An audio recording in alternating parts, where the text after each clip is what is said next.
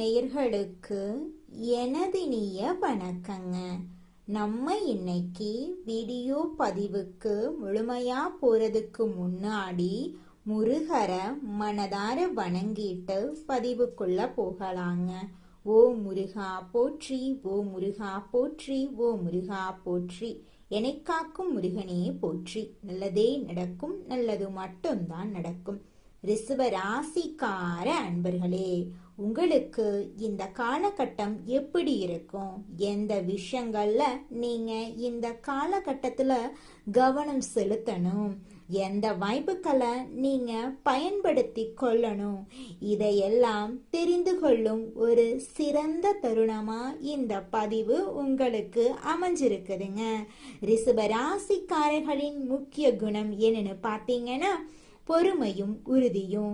அந்த குணங்களே உங்களை இந்த காலகட்டத்துல வெற்றியின் இடத்துக்கு கொண்டு செல்ல போகுதுங்க.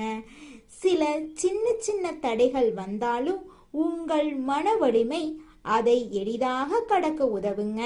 நிச்சயமாக உங்க வாழ்க்கையில இனிவரும் காலங்கள்ல நல்லதெல்லாம் அடுக்கடுக்காக நடக்க போகுதுங்க. நம்மளுடைய ரிஷப ராசிக்காரங்களுக்கு வரவிருக்கக்கூடிய தமிழ் புத்தாண்டு ஒரு மிகப்பெரிய திருப்புமுனையா அமைய போகுது. ஏப்ரல் 14, 15, 16 தேதிகள் தலைவிதியை மாற்றும் சக்தி வாய்ந்த நாட்களா இருக்க போகுது. அதே சமயம் சில சவால்களும் காத்துக்கிட்டு இருக்கு. போலி உறவுகள், உழைப்பை திருடும் நபர்கள், பிடிவாத குணத்தை தூண்டிவிடும் சதிகாரர்கள், குறிக்கு வழியில ஏமாற்றும் பேராசைக்காரர்கள் ஆகியோர்கிட்ட எச்சரிக்கையா இருக்கணும். சுக்கிர பகவானை வழிபாடு செய்யறது, அன்னதானம் செய்யறது, கோமாதா பூஜை செய்யறது போன்ற ஆன்மீக கடமைகளை மேற்கொள்றது உங்க வாழ்க்கையில இரட்டிப்பான நன்மைகளை தருங்க. ரிஷபராசி அன்பர்களே, உங்க வாழ்க்கையில இதுவரைக்கும் பார்த்திராத ஒரு மிகப்பெரிய திருப்புமுனை நிகழப்போகுது. பராப வருட தமிழ் புத்தாண்டு பிறக்கும் ஏப்ரல் 14, 15, 16 தேதிகள் சாதாரணமானவை அல்லங்க. அவை உங்கள் தலை எழுத்தையே மாற்றப்போகும் சக்தி வாய்ந்த நாட்கள். அதே சமயம் உங்களுக்கு ஒரு மிகப்பெரிய ஆபத்தும் உங்க வாசல்லையே காத்துக்கிட்டு இருக்கு. அந்த 4 நபர்கள் யாரு? நீங்க ஏன் உஷாரா இருக்கணும்? அப்படி என்ன நடக்க போகுது அப்படிங்கறத பத்தி இந்த தொகுப்புல நம்ம முழுமையா பார்க்கலாங்க. ரிஷப ராசி மண்டலத்துல 2வது வீடா அமையுதுங்க. இந்த ராசி சுக்கிர பகவானை அதிபதியா கொண்ட கலநயமிக்க ராசியாகும். காலை சின்னமாக கொண்ட நீங்க இயல்பாகவே கடின உழைப்பாளிகள். மலையையே புரட்டி போடும் அளவுக்கு அசுர பலமும் விடாமுயற்சியும் கொண்டவங்க. உங்க குடும்பத்துக்காகவும் நீங்க நேசிக்கும் உறவுகளுக்காகவும் எந்த எல்லைக்கும் சென்று உழைத்து அவர்களை வாழ வைக்கும் தியாக உள்ளம் கொண்டவங்களா நீங்க இருக்கீங்க.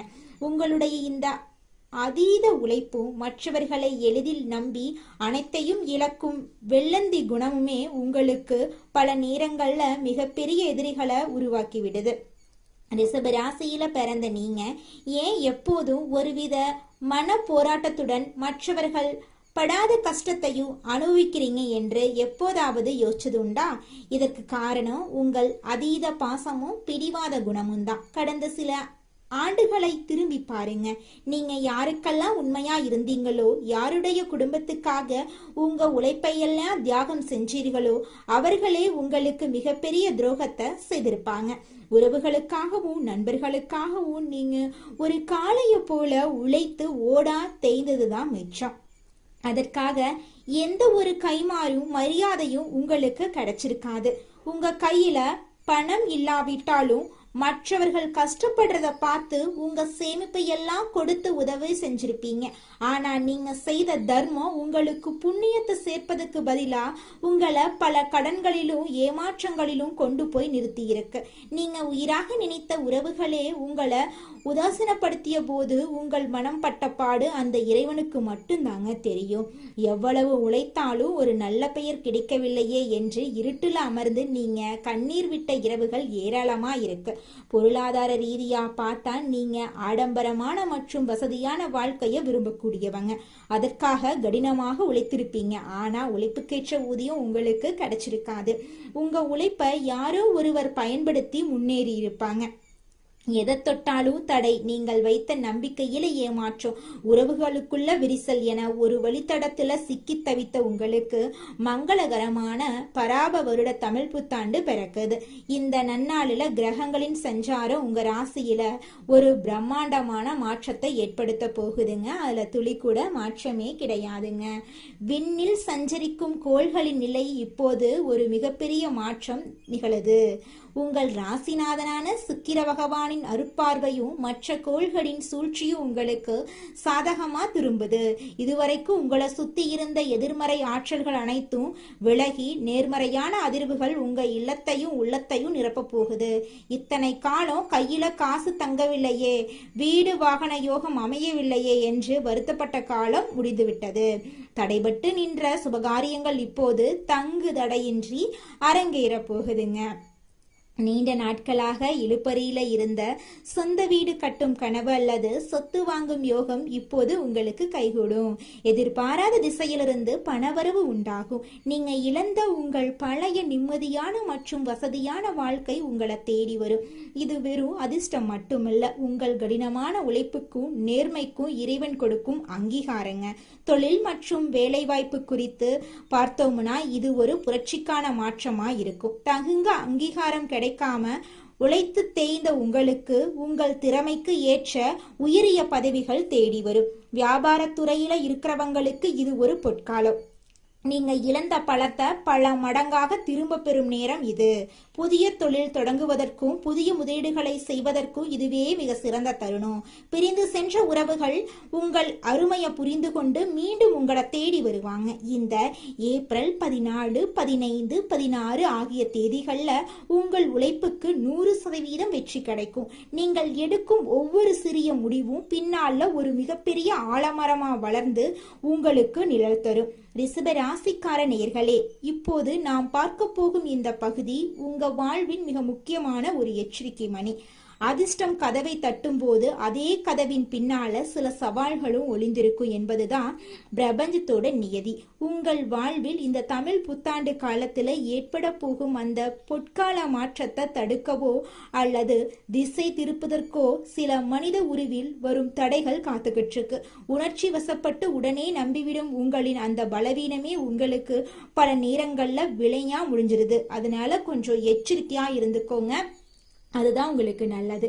ஏப்ரல் 14, 15, 16 ஆகிய தேதிகளில் நீங்கள் யாரையெல்லாம் உங்கள் நிழலுக்குள்ள அனுமதிக்க வேண்டும், யாரிடமெல்லாம் ஒரு பாதுகாப்பான இடைவெளியை பேண வேண்டும் என்பதில் மிகவும் விழிப்புணர்வோடு இருக்கிறது அவசியம். இந்த 3 நாட்களும் உங்கள் வாழ்க்கையில் 4 வகையான மனிதர்கள் குறுக்கிடுறாங்க. முதலாவதாக உங்கள் இரக்க குணத்தை சுரண்ட நினைக்கும் போலி உறவுகள், இரண்டாவதாக உங்கள் உழைப்பை திருடும் நயவஞ்சகர்கள், மூன்றாவதாக உங்கள் பிடிவாத குணத்தை தூண்டிவிடும் வேடிக்கை பார்க்கும் சதிகாரர்கள், நான்காவதாக குறுக்கு வழியில் ஆடம்பரத்தை காட்டி ஏமாற்றும் பேராசைக்காரர்கள். இந்த 4 வகை மனிதர்களை நீங்கள் எப்படி கையாள வேண்டும் என்பதற்கு ஒரு சிறந்த உதாரணத்தை சொல்றேன். ஒரு ஊர்ல சுந்தரன் என்ற இளைஞன் இருந்தான். அவன் ரிஷபராசியில பிறந்தவன். மிகவும் கடின உழைப்பாளி, அனைவரிடமும் பாசமாக பழகுவான். ஆனா முன்போகமும் பிடிவாதமும் கொண்டவன். அவன் பலருக்கு உதவி செய்து தன் சொத்துக்களை இழந்து நின்றவன்.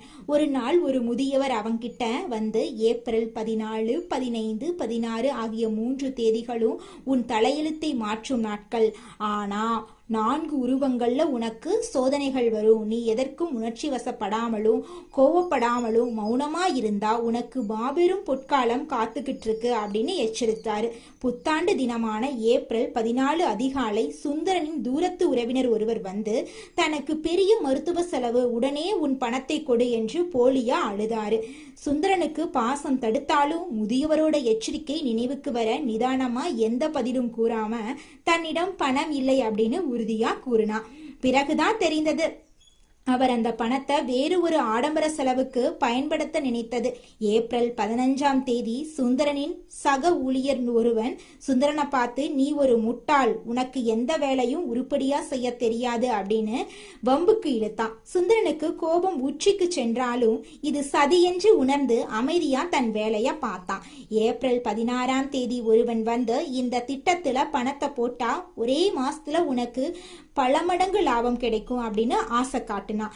இது 3வது சோதனை என்று உணர்ந்த சுந்தரன் தன் உழைப்பை மட்டுமே நம்புவேன் அப்படின்னு கூறி அவனை அனுப்பிட்டான். யார் பேச்சையும் கேட்டு கோவப்படாம ஆசைப்படாமலும் மௌனம் காத்தான்.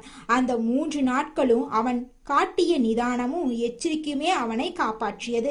ஏப்ரல் 17ஆம் தேதி அவனது பொறுமையும் நேர்மையும் கடின உழைப்பையும் பல நாட்களாக கவனித்து வந்த அந்த நிறுவனத்தின் உரிமையாளர் சுந்தரனுக்கு ஒரு மிகப்பெரிய பதவி உயர்வையும் பெரிய பொறுப்பையும் வழங்கி கௌரவித்தார்.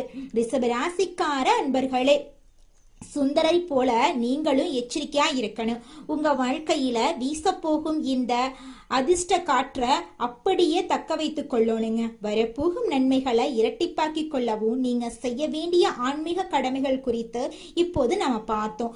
ஏப்ரல் 14, 15, 16 ஆகிய தேதிகளில் நீங்க மேற்கொள்ள வேண்டிய சில எளிய அதே சமயம் மிக வலிமையான வழிபாட்டு முறைகள் உங்க தலையெழுத்தையே மாற்றும் வல்லமை கொண்டதுங்க.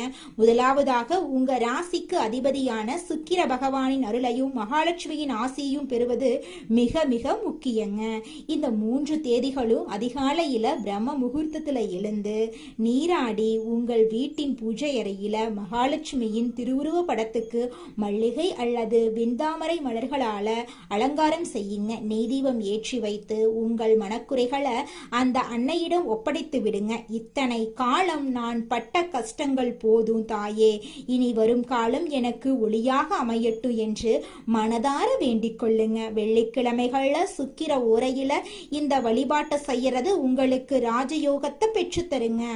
அடுத்ததாக, உங்களுடைய வாழ்க்கையில இருக்கக்கூடிய அனைத்து பிரச்சனைகளும் காணல் நீரா கரைஞ்சு போக சிறந்த தானமான அன்னதாத்த பண்ணுங்க. உங்கள் வசதிக்கு ஏற்ப ஏழை எளியவர்களுக்கோ அல்லது ஆதரவற்ற பெண்களுக்கோ உங்களால முடிந்த உதவிய உணவுகளை அழியுங்க. குறிப்பா இந்த புத்தாண்டு நாட்கள்ல தயிர் சாதம், பால் சாதம் அல்லது வெள்ளை நிற இனிப்பு வகைகளை தானமா வழங்குறது உங்க ஜாதகத்துல உள்ள தோஷங்களின் வீரியத்தை குறைக்கும். ரிஷப ராசிக்காரங்க கட்டாயம் செய்ய வேண்டிய மிக முக்கியமான பரிகாரம் கோமாதா பூஜை. பசுமாடுகளுக்கு அகத்திக்கீரை இல்லைன்னா வாழைப்பழம் கொடுக்கிறது உங்கள் வாழ்க்கையில உள்ள சகல தோஷங்களையும் நீக்கி செல்வ செழிப்பை உண்டாக்குங்க.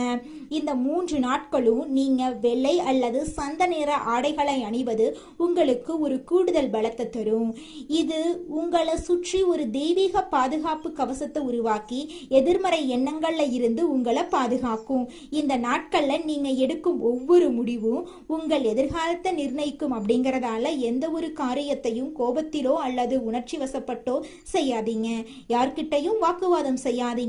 உங்கள் மௌனம்தான் இந்த 3 நாட்கள்ல உங்கள் மிகப்பெரிய வலிமையா இருக்கணுங்க. உங்கள் வெற்றி கனிகள் கனிந்து உங்கள் கைக்கு வரும் வரை அதை ரகசியமாகவே வச்சிருங்க. நீங்க செய்யும் இந்த எளிய ஆனா வலிமையான பரிகாரங்கள் உங்க பாதையில இருக்கிற முட்களை அகற்றி மலர்பாதையா மாத்துங்க.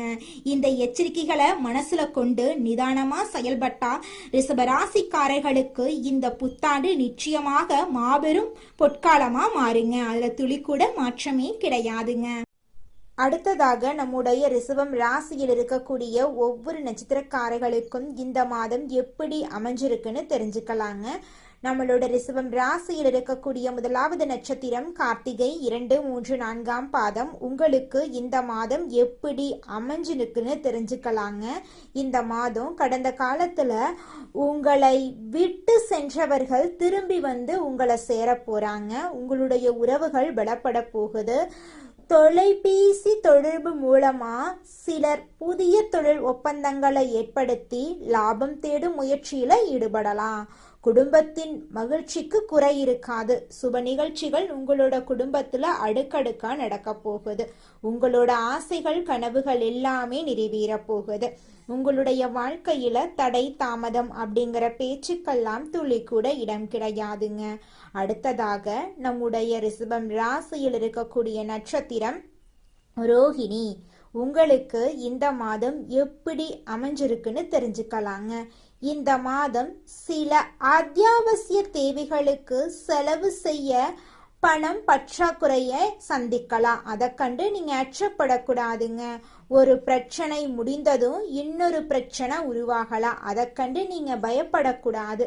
ஆனாலும் மகிழ்ச்சியா நீங்க இருக்கணும். உங்கள் பிரச்சனைகள் எவ்வளவு இருந்தாலும் தோல்வியும் தொய்வும் இல்லாம நீங்க சமாளிச்சீங்கன்னா நிச்சயமா உங்களால வாழ்க்கையில ஜெயிக்க முடியுங்க. நல்லதே நடக்குங்க. நல்லது மட்டும்தாங்க நடக்கும்.